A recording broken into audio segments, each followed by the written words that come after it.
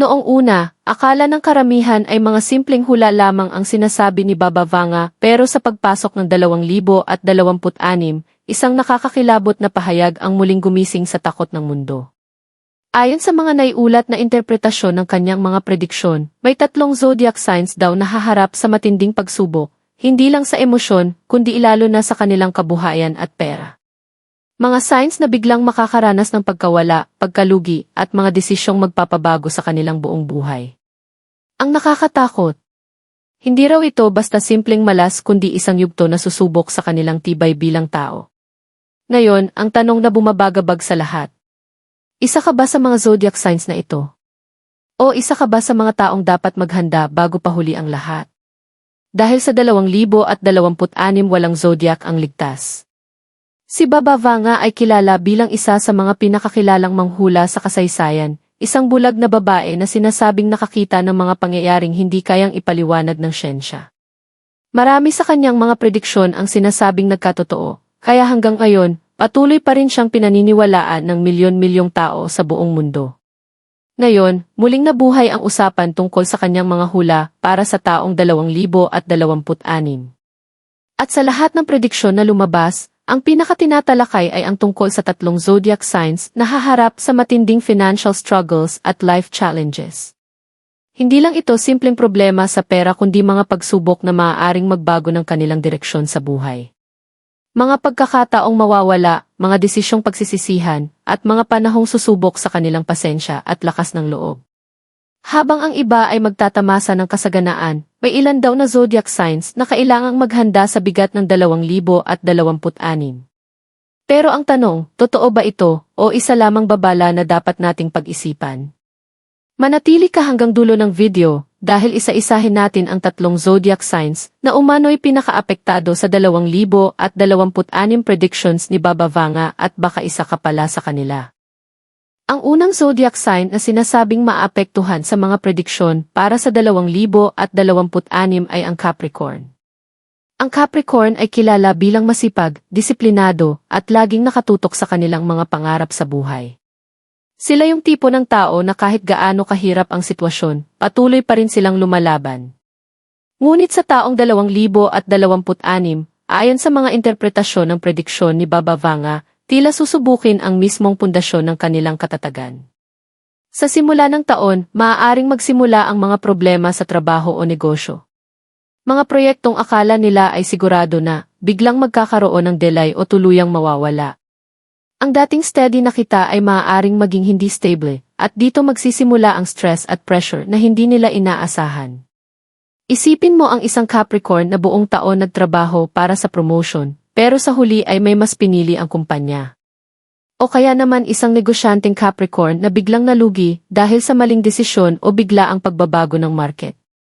Unti-unti, mararamdaman nila ang bigat ng financial responsibility, bills, utang, at mga obligasyon na hindi pwedeng takbuhan. Ang mas mahirap pa rito, ang Capricorn ay hindi madaling humingi ng tulong. Mas gusto nilang mag-isa at ayusin ang problema sa sarili nila. Pero sa 2026, ang ganitong ugali ang maaaring maging dahilan kung bakit mas lalong lumalaki ang kanilang pinagdadaanan. Sa emosyonal na aspeto, maaari rin silang makaramdam ng burnout. Yung pakiramdam na kahit anong gawin mo, parang walang nangyayari na tama. Unti-unting nawawala ang motivation at pumapasok ang pagod hindi lang sa katawan kundi pati sa isip. Pero ayon sa ilang interpretasyon ng prediksyon, hindi ito permanenteng pagbagsak para sa Capricorn. Isa lang itong matinding pagsubok na magtuturo sa kanila kung paano muling bumangon, mas matalino, mas maingat, at mas matatag kaysa dati. Ang 2026 para sa Capricorn ay hindi katapusan kundi isang wake-up call. Dahil kung matututo silang mag-adjust, humingi ng suporta, at magdesisyon ng mas maingat, maaari pa rin nilang baguhin ang takbo ng kanilang kapalaran.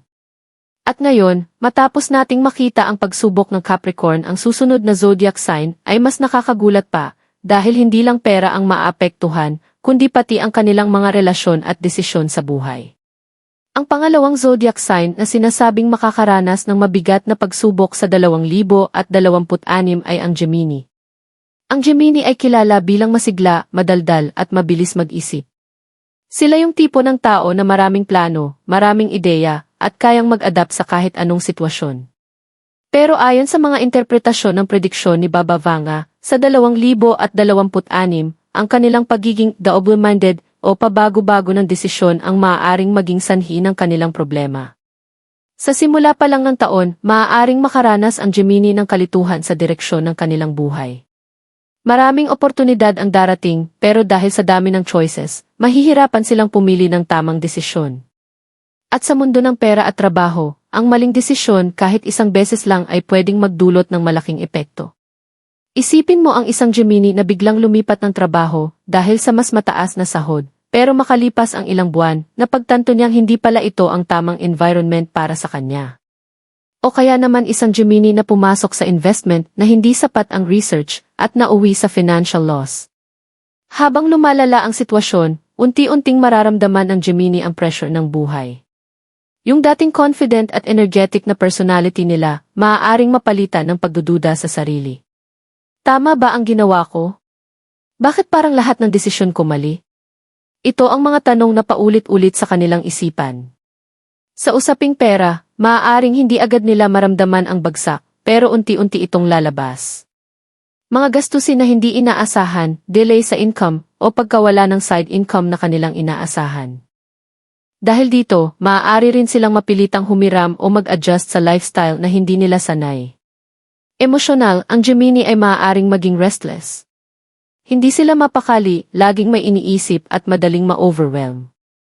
Ang kanilang isip ay parang mabilis na umiikot na hindi nila makontrol. Pero sa kabila ng lahat ng ito, may mensahe pa rin sa prediksyon, ang Gemini ay may kakayahang bumangon muli. Dahil kahit sila ay nagkakamali, mabilis din silang matuto. Kapag natutunan nilang mag-focus at mag-stick sa isang desisyon, doon nila mababawi ang kontrol sa kanilang buhay.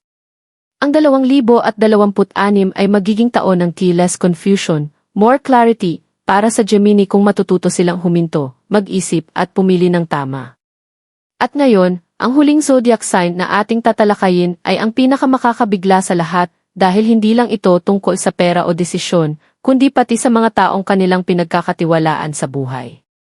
Ang pangatlo at huling zodiac sign na sinasabing pinakaapektado sa 2026 predictions ay ang Pisces. Ang Pisces ay kilala bilang emosyonal, mabait at malalim mag-isip. Sila yung mga taong laging inuuna ang iba bago ang sarili at kadalasan ay may malakas na intuition sa mga tao at sitwasyon. Pero ayon sa mga interpretasyon ng prediksyon ni Baba Vanga, sa 2026, ang mismong kabaitan ng Pisces ang maaaring maging dahilan ng kanilang pinakamabigat na pagsubok. Sa taong 2026, sinasabing ang Pisces ay maaaring makaranas ng emosyonal at pinansyal na sabay na pagyanig.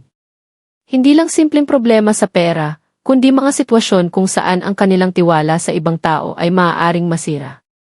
Isipin mo ang isang Pisces na buong puso nagtiwala sa isang kaibigan o business partner, pero sa huli ay naiwan silang may malaking utang o nawala ang pinaghirapan nila. O kaya naman isang Pisces na nag-invest ng oras, pera, at emosyon sa isang relasyon o proyekto, pero biglang gumuho lahat sa isang iglap. Ang mas masakit dito, ang Pisces ay hindi agad lumalaban kapag nasasaktan. Mas pinipili nilang manahimik, mag-isip at magdala ng bigat mag-isa. Kaya sa 2026, maaaring maipon ang stress, lungkot at pagod sa kanilang kalooban. Sa financial side, maaari rin silang makaranas ng instability. Hindi dahil wala silang kakayahan, kundi dahil sa mga maling taong kanilang pinagkatiwalaan. Mga desisyon na ginawa dahil sa emosyon imbes na logic ang maaaring magdala ng problema. Habang tumatagal ang taon, maaaring maramdaman ng Pisces na parang nawawala sila sa direksyon. Pero dito rin papasok ang kanilang tunay na lakas, ang kakayahang maghilom at bumangon kahit ilang beses silang bumagsak.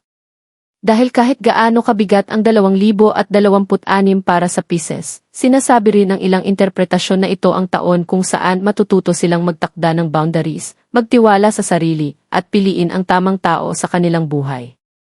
Conclusion.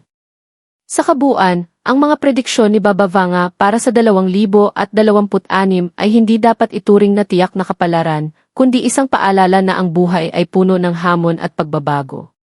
Ang Capricorn, Gemini at Pisces ay maaaring makaranas ng pagsubok, pero hindi ito nangangahulugan ng katapusan. Sa halip, maaari itong maging simula ng mas matatag, mas maingat, at mas matalinong bersyon ng kanilang sarili.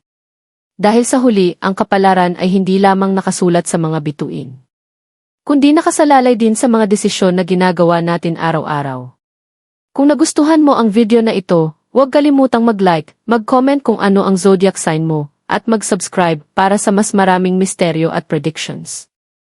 Sa kabuuan ng mga prediksyon na ito para sa 2026, isang bagay ang malinaw, ang hinaharap ay hindi kailanman ganap na tiyak. Ayon sa mga interpretasyon ng mga sinasabing hula ni Baba Vanga, may mga zodiac signs na maaaring humarap sa mabibigat na pagsubok, lalo na sa usaping pera, relasyon, at mga desisyong magpapabago ng direksyon ng buhay. Ang Capricorn, Gemini, at Pisces ay pawang may kanya-kanyang laban sa taong ito. Ang Capricorn na kailangang harapin ang presyo ng trabaho at financial instability. Ang Gemini na nalilito sa dami ng choices at maling desisyon. At ang Pisces na maaaring masaktan dahil sa tiwala at emosyon na kanilang ibinigay ng buo. Pero sa likod ng mga babalang ito, may isang mas mahalagang aral na dapat tandaan. Hindi lahat ng sinasabi ng prediksyon ay dapat katakutan, minsan, ito ay paalala lamang upang maging mas maingat, mas handa, at mas matatag sa mga darating na pagsubok. Dahil kahit gaano pa kahirap ang taon, ang tunay na laban ay hindi sa mga bituin kundi sa kung paano tayo tumugon sa hamon ng buhay. Sa bawat pagbagsak may pagkakataong bumangon. Sa bawat pagkakamali may aral na pwedeng dalhin sa hinaharap. At sa bawat takot may lakas na pwedeng matagpuan sa loob natin. Kaya kung ikaw man ay isa sa mga zodiac signs na nabanggit, huwag agad matakot. Gamitin mo ito bilang paalala na maging mas maingat sa pera, sa relasyon, at sa mga desisyong ginagawa mo araw-araw. At kung hindi ka naman kabilang sa kanila, hindi ibig sabihin ay ligtas ka na, dahil ang buhay ay patuloy na magbibigay ng sarili nitong sorpresa sa kahit sino.